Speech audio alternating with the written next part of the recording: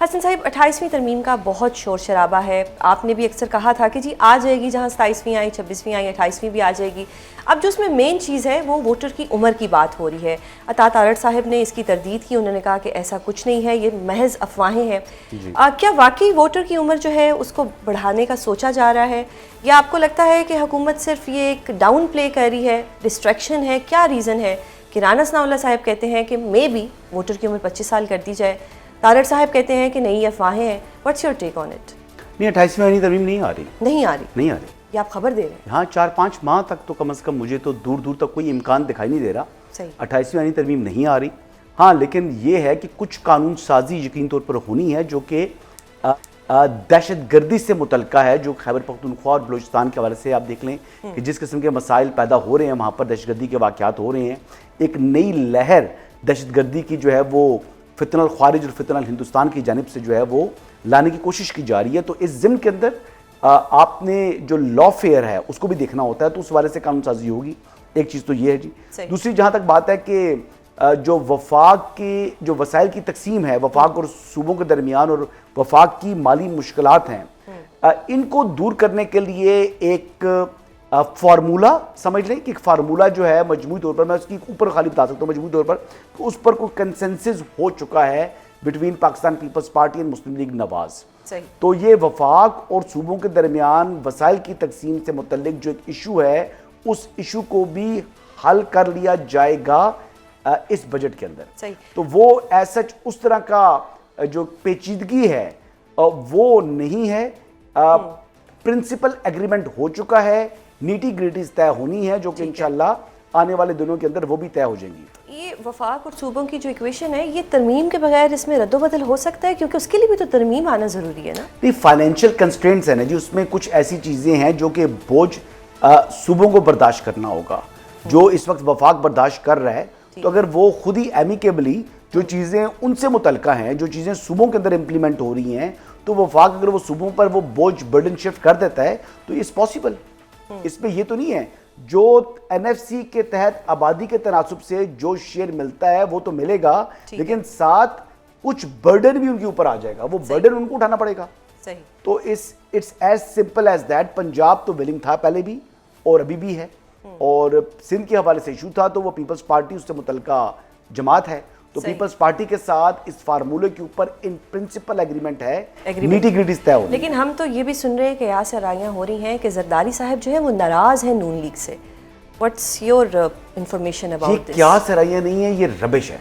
کوئی اس قسم کی اپنے پاس سے گھڑ کر اپنی باتیں شروع کر دے تو اس کا میرے پاس تو کوئی حل نہیں ہے نا. اس کی کیا تردید کی جائے؟ ایوان صدر بھی پریشان ہوتا ہوگا, مرزا سولنگی صاحب بھی پریشان ہوتے ہوں گے کہ یہ کیسی افواہیں ہیں, ان پر میں کیا بات کروں. ایک آئیڈیل ورکنگ ریلیشن شپ ہے بٹوین پیپلز پارٹی اینڈ مسلم لیگ نواز. اس میں ایک کہ جو پولیٹیکل وزڈم ہے آصف علی زرداری صاحب کا, مفاہمت کا بادشاہ ان کو ویسے نہیں کہا جاتا, پہلی بات. اور دوسری چیز یہ ہے کہ ایک کامن فرینڈ بھی ان کا ہے بٹوین مسلم لیگ نواز اینڈ پیپلز پارٹی, جو ان کے جوڑ کر رکھ رہا ہے. وہ کامن فرینڈ کی وجہ سے ہی آج فرینڈز بیسٹ فرینڈز بنے ہوئے, جو کہ ماضی میں اینیمیز تھے. دیکھیں, سیاست میں کوئی چیز حرف آخر نہیں ہوتی. مولانا فضل الرحمان صاحب کے در کے اوپر, اللہ نہ کرے میں یہ بات کروں, لیکن میں نے ناک سے لکیریں نکالتے ہوئے دیکھا ہے تحریک انصاف والوں کو 26 سے آئینی ترمیم کے دوران, جو مولانا فضل الرحمان سے متعلق کیسی گفتگو کرتے تھے, لیکن مولانا کی تعظیم اور تکریم ان کو کرنی پڑی نا. پھر ان کو اپنے الفاظ کو واپس دینا پڑا, پھر ان کی امامت میں نماز ادا کرنی پڑی. تو یہ تو تمام چیزیں ہوئی نا, تو یہ ہم نے وٹنس کی. تو سیاست میں کوئی مستقل حریف نہیں ہوتے, کوئی مستقل جو ہے اتحادی نہیں ہوتے. کبھی ایک دن آپ کے کوئی اتحادی ہے تو اگلے دن وہ آپ کا مخالف ہوگا.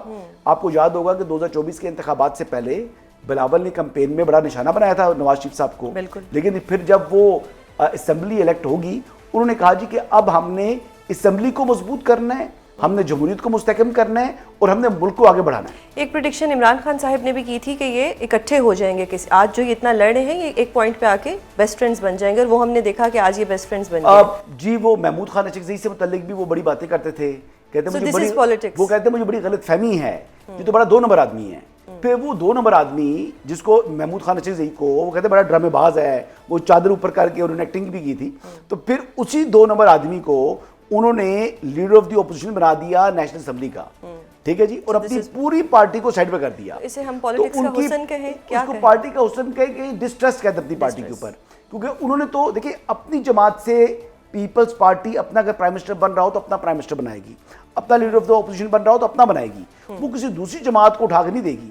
لیکن عمران خان صاحب کو خود جیل میں ہیں, ان کو پتہ ہے میں ڈسکوالیفائڈ ہو چکا ہوں, میں نااہل ہوں, اب وہ سزا یافتہ مجرم ہیں, وہ کنوکٹ ہیں, تو انہوں نے کہا جی کہ میں کنوکٹ ہو گیا ہوں تو میری پارٹی کا بندہ کیوں کوئی عہدہ انجوائے کرے, تو انہوں نے کہا جی یہ میں پارٹی کو دوں گا نہیں. اس کا اگر میں ادر وے دیکھوں تو یہ تھا کہ پارٹی والوں کے لیے بہت سے کیسز بن رہے تھے, ان کو کیسز میں 9 مئی کے کیسز ہوں یا اور بھی کیسز ہوں, 144 سیکشن لگا کے کسی کو اریسٹ کر لینا, تو شاید ان کو لگا ہو کہ اچھک صاحب کی کیونکہ اپنی کیونکہ ان کی ایک اپنی بھی تو جماعت ہے, پی ٹی آئی کے اندر جو ایک بلوچستان کے اندر ایک صوبے کے اندر ایک ضلع کی بھی نمائندگی نہیں ہے جس کے پاس, صحیح, جس میں صوبے کے اندر ایک ضلع کی نمائندگی نہیں ہے, آپ اس جماعت کو سمجھتے ہیں کہ اس کی اپنی جماعت ہے, اس کا بڑا کارنامہ ہے. اگر ایک نارمل بات کی جائے تو اچکزئی صاحب نے بھی عمران خان صاحب کے لیے کوئی رول تو ادا نہیں کیا جو ان کو کرنا چاہیے تھا, ایک ذمہ داری سونپی. کیا رول ادا کر سکتے ہیں آپ وکیل ہیں, بتائیں مجھے. آواز اٹھا سکتے ہیں, احتجاج کی کال دے سکتے ہیں, ایوان میں شور شرابہ مچا سکتے ہیں. احتجاج کی کال کے لیے لوگوں کا نکلنا ضروری ہے, وہ کالز انہوں نے دی ہیں, لوگ پیچھے مڑ کے دیکھتے ہیں, لوگ نہیں نکلتے. اب وہ عشق عمران کا منجن سوشل میڈیا کے اوپر تو بکتا ہے, لیکن جب عملی طور پر آن گراؤنڈ نکالنا ہو تو پھر وہ, میں نے دیکھا تحریک انصاف والے بھاگتے بڑے تیز ہیں, چاہے وہ علی مین گنڈا پور ہیں, چاہے بشرا بیگم ہیں, چاہے اور دیگر رہنما ہیں, جو ٹیلی ویژن پر آ کر تو بڑی بڑی بڑھ کے ماریں گے, لیکن عملی طور کے اوپر جب آن گراؤنڈ احتجاج کرنے کی بات آئے گی تو پھر ٹی وی کے سامنے بیٹھ جائیں گے, وہاں پر بڑی بڑی باتیں کریں گے. گراؤنڈ کے اوپر کہتے ہیں جی کہ آ جائے ورکر مار کھانے کے لیے, ورکر نکلنے کو تیار نہیں ہے, لیڈرشپ نکلنے کے لیے راضی نہیں ہے. تو پارٹی نے جو کہ سڑک کو گرم کرنے والا ایک آپشن ہوتا ہے نا, یہ سیاسی جماعت کا آخری آپشن ہوتا ہے, وہ ایگزاسٹ کر چکے ہیں پہلے جی.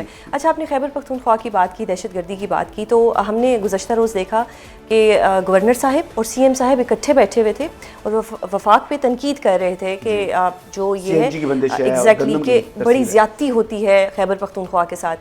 یہ الائنمنٹ کس طرح سے دیکھ رہے ہیں, یہ دوستی ہے, یہ ایک اچھا شگن ہے؟ یہ بیسکلی آن گراؤنڈ لوگوں کے جو مطالبات ہیں ان کو مد نظر رکھتے ہوئے پبلک پلس کے اوپر تینوں جماعتیں اکٹھی ہوئی ہیں. پہلی بات, اس میں کم از کم اس بات سے ڈفر کروں گا کہ نیشنل انٹرسٹ کو آپ کو ترجیح دینا چاہیے, نہ کہ دیکھیں آپ کے جو ریزروز ہیں گیس کے, یا آپ گیس جو ہے نا وہ گاڑیوں کے ایندھن کے لیے استعمال نہیں کر سکتے.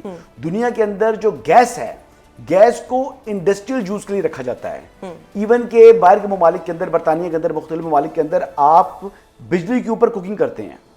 پاکستان وہ واحد ملک ہے جہاں پر آپ گھر کے اندر تو دور کی بات ہے, گاڑیوں کے لیے بھی استعمال کر رہے ہیں گیس کو, سی این جی کو.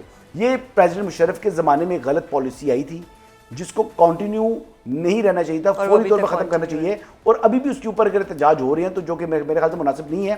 آپ انڈسٹری کو دیں جو کہ ملک کی ترقی میں حصہ ڈالتی ہے. دنیا میں گیس انڈسٹری کو دی جاتی ہے, ایون کہ ہاؤس ہولڈز کو بھی فراہم نہیں کی جاتی.